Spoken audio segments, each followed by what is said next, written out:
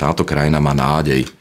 Má úžasných ľudí, ktorí vo veľkej väčšine prípadov tvrdo pracujú alebo sa tvrdo snažia, aby prežili, aby ich deti mali nejaký normálny, slušný život, aby jednoducho žili normálnym ľudským spôsobom, aspoň ako tak akceptovateľný život. V tých ľuďoch je obrovský potenciál. Pár politikov, ktorí úplne zabudli na to, ako sa normálne žije, o čom je reálny život, si nemyslím, že dokáže zahubiť potenciál tohto úžasného národa, týchto úžasných ľudí.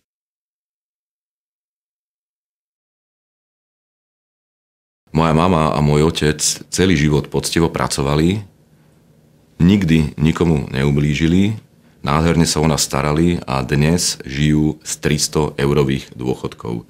A to si myslím, že to je hanba.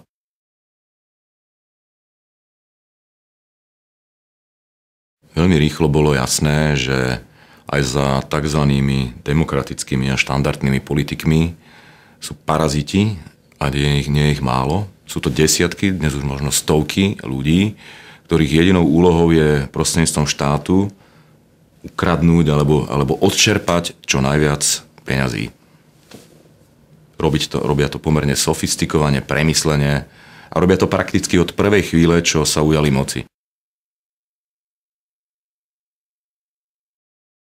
Veľmi zriedkavo sa mi stane, že zo ženy vychádza nejaká agresivita, alebo že vidím, že je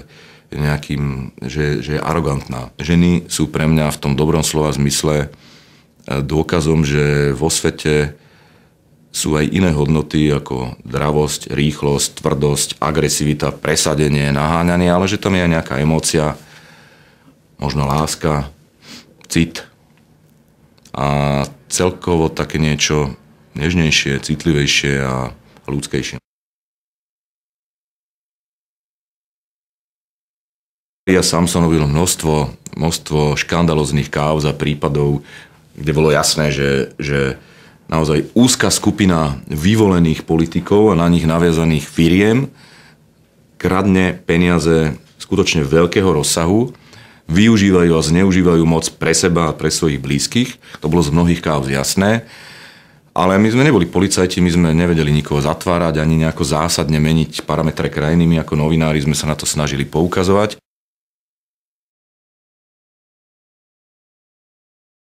99% je, dovolím si povedať, sme ľudia, väčšina z nás sa vôbec predtým nepoznala, ktorých v zásade spája nesúhlas s tým, kam sa naša krajina uberá.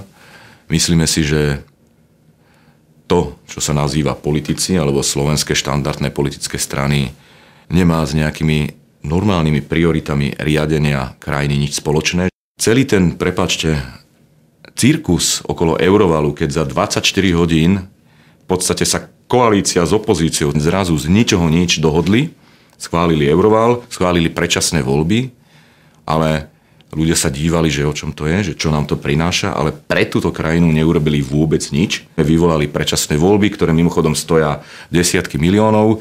Tie predčasné voľby nastavili do termínu, ktorý nevyhovuje nikomu okrem nich. To znamená, žiadna konkurencia ako keby im nemohla vzniknúť. Niekde tam vzadu sa dohodli na tom, ako ďalej budú spolu vládnuť. No a túto pred očami ľudí predvádzajú nejaké divadlo o nejakej súťaži, ktorej ja úprimne ani neverím. Čiže 99% je vlastne hnutie, je skupina ľudí, ktorí v tomto zmysle zdieľajú spoločný názor. Sme proste normálni ľudia, niektorí úspešnejší, niektorí menej úspešní, niektorí bohatší, niektorí chudobnejší, ktorí si želajú, aby sa tu niečo zmenilo.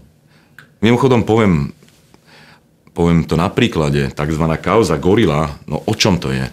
O tom, že v tomto štáte tu zopár ľudí, naozaj zopár jednotlivcov hýbe politikmi ako bábkami a tí za obrovské peniaze, za peniaze, ktoré si jednoduchý bežný Slovák ani len nevie predstaviť, keď zarába povedzme 300, 400, 500 eur, za peniaze, za ktoré by nezarobil ani za 10 životov, oni povskakujú ako pajáci podľa pokynov niekoho, v podstate predávajú a vypredávajú svoju krajinu a samozrejme hrabú pre seba a snažia sa mať dobre, tak o tomto je kauza Gorila. Či už sa to dokáže, že tí konkrétni ľudia to urobili konkrétne takto alebo inak, ukazuje to, že podstata toho systému je taká. A to je strašné.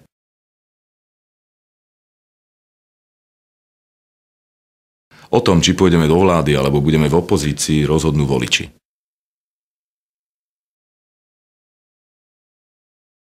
Ja na to kašlem, na takéto nálepky. Ja som človek. To mi napríklad chýba nielen v politike, ale vôbec aj v médiách. A kdekoľvek sa pohnem, všimli ste si, že niekto hovorí o takých veciach, ako je česť, poctivosť, spravodlivosť, férovosť, svedomie a podobné veci. Ja posledné dni nad tým rozmýšľam, ako by sa to úplne vytratilo.